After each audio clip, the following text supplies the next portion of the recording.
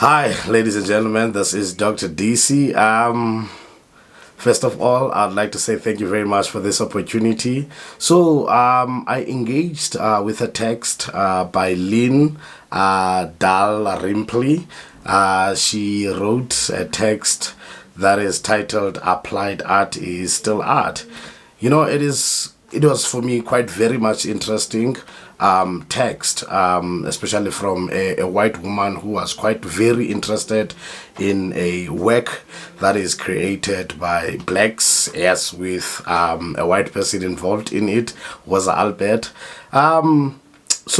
Background first, Lynn is a wife to a farmer, and what happened is that she was also or started a career at the University of KwaZulu-Land, where she was active and doing some she was a speech and drama teacher, not quite a theater practitioner or a theater maker, but was very much interested on theater after she saw or was very much active on activities that has to do with amateur theater or amateur drama, and was involved also in Women Institute, where they did some drama festivals, and she taught speech and drama in schools and produced some plays within those schools.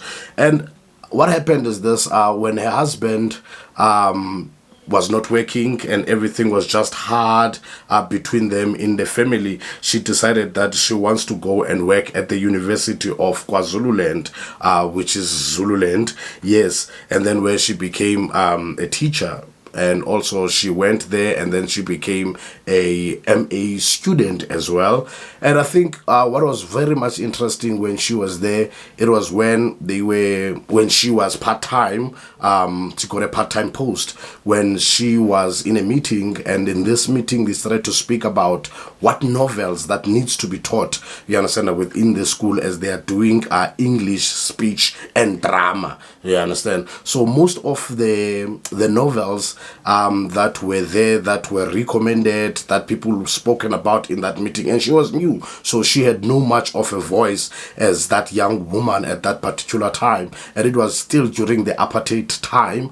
And she noticed that all of these plays, all of these novels, all of these readings that are recommended here, they are very much Western and nothing much that is African.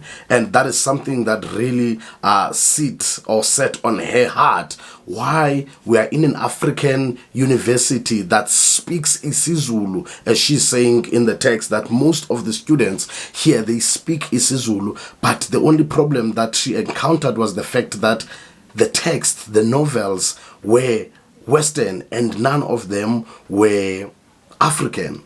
And what was quite amazing, again, right after she agreed, you understand, because she had no right and she was new in the university. And Woza Albert during that time applied to be part or to come to perform in the campus, on campus for the students. And one of the professors who is looking after everything that is taking place within the university during that time declined Woza Albert application because the professor felt that Woza Albert was not an art piece, that there is no art within the piece itself. It's just propaganda. And for me, I got interested. Now, what does it mean, you understand, when it is just propaganda? What is art? What is theater then?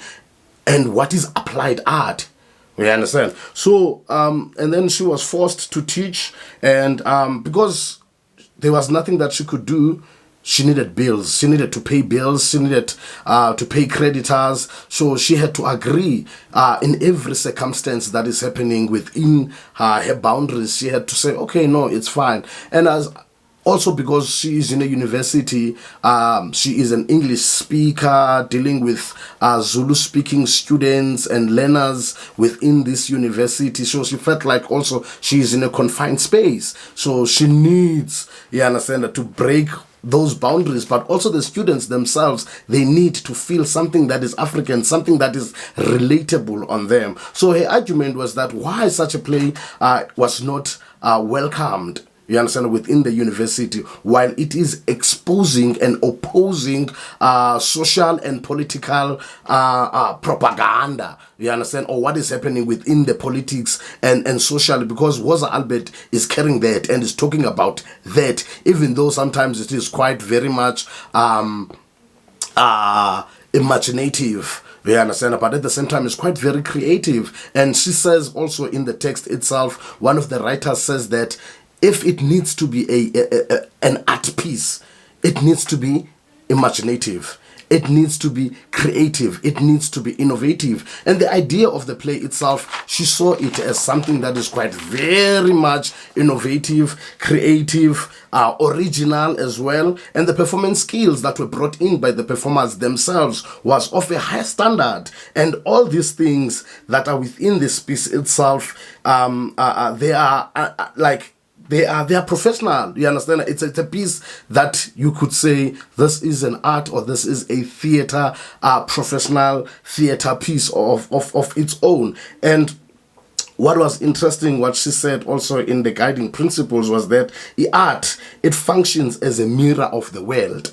And that is exactly what Woza Albert was about. Woza Albert was the mirror of what was happening during the apartheid regime, was talking about things that were happening during the apartheid regime, and it was quite very much transformative, as she says. You understand, black people at that time, during the piece itself, they were talking about their dreams, they're talking about what they want to become in the future, they're talking about change that they want to see within the country itself during this apartheid regime, or this during this apartheid government that is in control at that particular time. And that the play is not meant to be beautiful.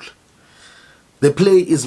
So these are the things that she spoke about when she was called into a meeting again by the professor. After she wrote a letter to the professor, I don't understand why you said that Woza Albert is not art. Woza Albert is art. Woza Albert is created for a reason. And, you know, there are so many things that happened within the journey, but still Woza Albert came, was invited to come and perform on campus. And the learners, the students, they fell in love with the performance because it was relatable. It was something that spoke to them. And she says that in the beginning, that most of the students that we had here were black and were Zulu speaking. So the play came for them. The play was theirs. So it made a spark in them. It made them to understand other things. So through theater as well, you can be able to understand things that you couldn't understand. So art, it's something that evokes the mind. It's something that inspires the mind. It's something that heals, because some of them, they experienced apartheid.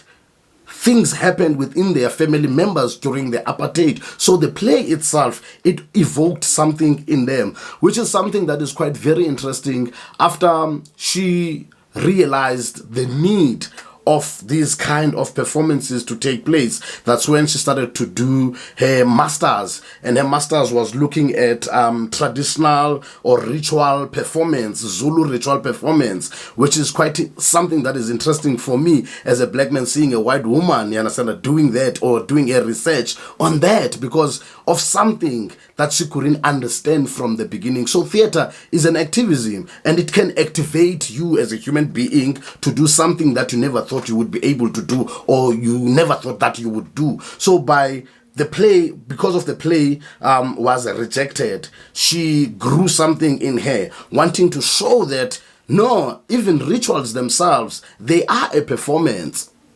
They can be taken on stage. They can be performed. They can be seen as something that can inspire other people around the world. So that is when Lynn wanted to understand the meaning of aesthetics value.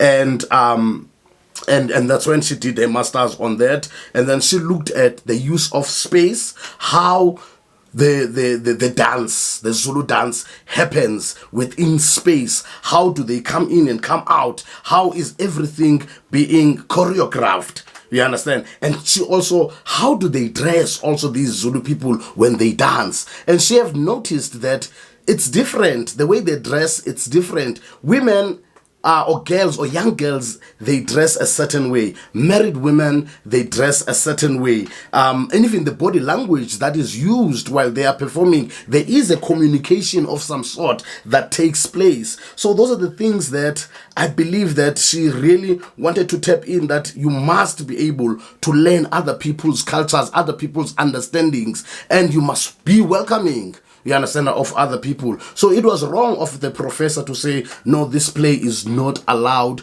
in this university, because I believe he thought that the play was about to incite violence within the students themselves, because it was a rife time for the country. So it for me as an academic, it really inspired me, because when you create theater, it goes with time, it goes with age.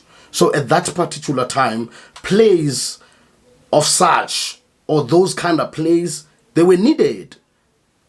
You understand? Protest theater productions were needed to be produced at that particular time. But what kind of plays right now? When HIV and AIDS came in, also Lynn was very much involved in that kind of work, when she expressed how she also tapped into drama in education and theater in education. That is when she started to create pieces about HIV and AIDS in different schools, you understand, around Zululand or KwaZulu Natal. You understand? So that time she saw, again, this is something that now is evolving, which is HIV and AIDS. But how do I now tap into DIE and TIE and to create awareness? You understand? And to advocate that people must start using condoms. You understand? So theater is quite very much transformative, and that's how she took it, which is something that it quite inspired me as a theater maker. She was, and she is, and she'll still be an activist, because her creativity, or the way that she created it, evolved with time and understanding what is needed at that particular time by the audience. We understand. And there's one thing that she spoke about of doing art for the sake of doing art. You understand? And I think that is something that it needs to be challenged. You understand? How do we, or what does it mean to do art for the sake of doing art? But one thing also that interests me, she is like, okay, now let's first talk about what is applied. You understand? What is applied before we say this is applied art? What is applied? Applied, it's putting practical use. You understand? We can write plays down, we can write poems down, but now when we are starting to put them on stage, that is when we are putting a practical use within those plays. You understand? So that's when we are starting now to put vision on also the audience to be able to witness the play by not just reading, but also to be able to see and confront and be able to open up conversations within the actors even before or after the performance has taken place. And those are the things that happens when you visit schools. Students will ask you, so what is the play about? And you would talk about the play, and you would perform the play. And right after performing the play, they will come and say, this is what we have seen, this is what we have seen. So that is the practical use, you understand, that evokes and that makes them to be able to have conversations after they have witnessed the work. And what is art? And she said, art is the creation of beauty or thought-provoking product with no practical use, which that art, it could be anything. You understand that you could be making your own kind of makeup. You understand, makeup, and then they would say, this is art. The way you have done it, it's so beautiful. But also art, it could be something, you understand, this, it's art. This balloon,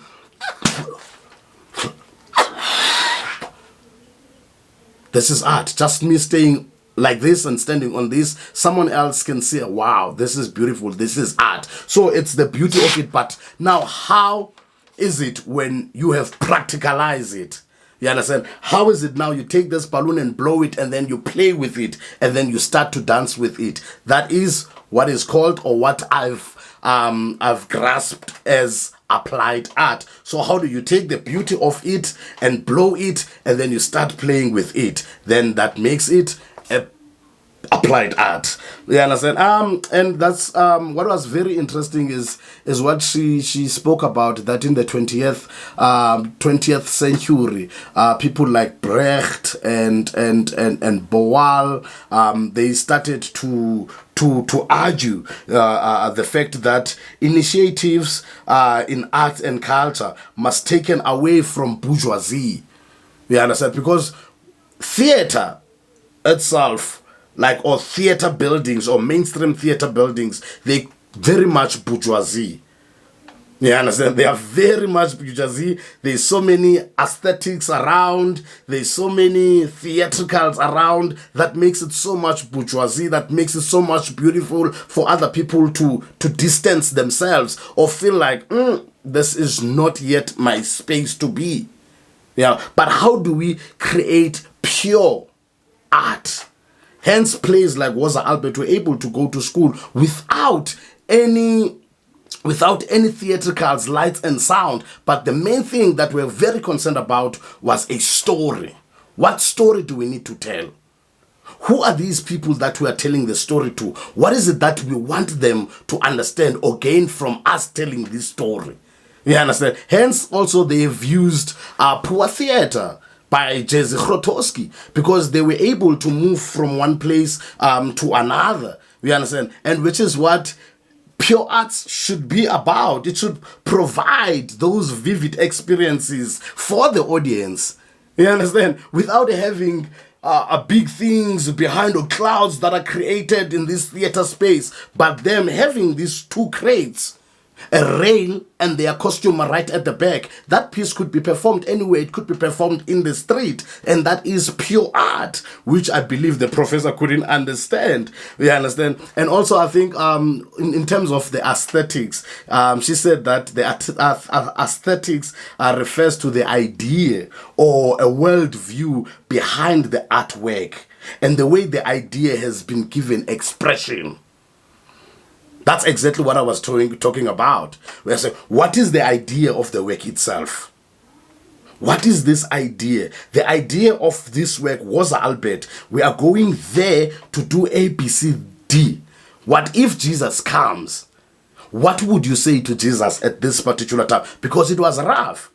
Some people wanted to die in the play. It's like, others, they wanted others who are dead to be raised. We understand. So there was just so much. What is the world view about the apartheid itself? And what is the expression of those who are living about this, the situation that is happening at that particular moment? We understand. So what was quite very interesting is how she dwelled and spoke vividly and expressively about applied theater. And she says that applied theater is used as a term for social intervention and policy direction informed by drama theater and theater methodologies. So this applied theater is not just as mainstream theater. There is a social intervention that needs to take place. It needs to bring change to better the world. It needs to transform lives of those people who are witnessing the work itself. So for me, I think the text, it spoke to me in many different ways. And it takes me back to the piece that we have created when we took Romeo and Juliet by William Shakespeare, and how we have changed Romeo and Juliet into isiXhosa. And we did not use the context of Romeo and Juliet of two families, but also because in Khayelitsha, where I come from, there was a issue of Amavato and Amavura. We're talking about around 2014, 15, 16. And when we created the piece, we said, this is the context of this piece. We want it to be about Amavato, Namavura. Yes, we are understanding now Romeo and Juliet is about two families, but ours is about two gangs who are fighting over this girl. We understand. And they met in one school. So the context of it, yes, we said, how do we adapt? How do we derive? How do we derive this piece? How do we change Romeo and Juliet? But also in terms of language. Not only changing the situation, but also how do we change the language? How do we make it relatable to the actors? How do we make it relatable to the audience members so that in the end we are able to open conversations and debates with the audience members and the participants to understand what was the piece about or what this piece wanted to communicate, because theater communicates. And she says that also in this text, that theater, it's about communication. It is not about only presentation. You understand? It's about how do we communicate, but through performance. You understand? And she uses very like a profound words that applied drama uses power of the theater form to address something beyond the form itself. You understand? As I've spoken, now we need to address things. Okay, now we need to talk about coronavirus, COVID-19. How do we make sure that we are alerting people about COVID-19? How do we make sure that we say to people, stay home because you are not safe? How do we address that kind of information but using applied drama and theater? Do it make sense? You understand? So it raises awareness to better the world. And also applied drama, it's all about experiences and interrogation of possibilities. So hence there is so much of feedbacks, you understand, that would happen between the audiences and also the performers, because you want to see possibilities. We don't come as applied drama and theater practitioners as people who are here to solve the issue. No, but we want to find out what is the issue.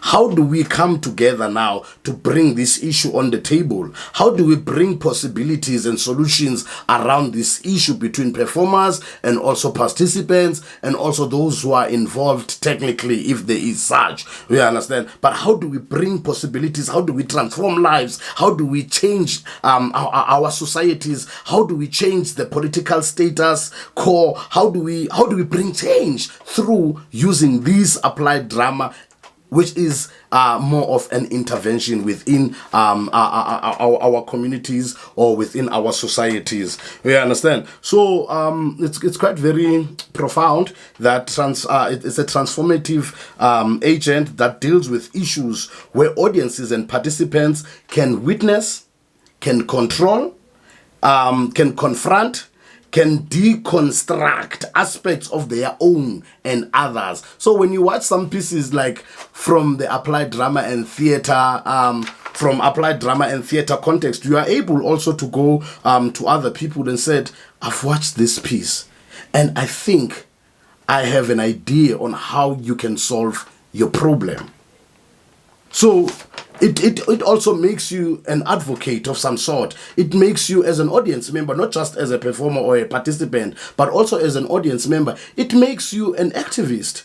You understand? It can activate your thinking. It can make you to be able to solve problems that you never thought you would be able to solve, like she did in her journey, because the dean itself, who rejected the piece, had racial issues.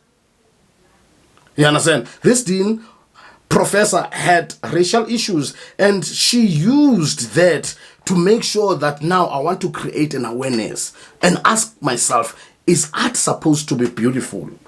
Isn't art supposed to be provocative so that people can also change their own perspective? This dean used his power as well to say to her, if you continue doing this or involving yourself in politics, you will be out of this university. You understand? So that's also that is a problem, because there is a power game that is also being played within this text itself. That now there is this person who makes me to be in this one space, who doesn't allow me, you understand, to move out of this border, to move out of this comfortable space that I'm in. There is these black students that I need to create conversations with, especially about these kind of works. How do we bring these works in terms of them to be transformative and change? And this dean had a fear of black excellence, because the production itself was amazing, was beautiful, and was undermined by this black art that is extraordinary. So I've learned a lot. I've learned a lot, and it inspired me in so many ways. And now I will go to guiding principles that I have selected throughout this text. Thank you.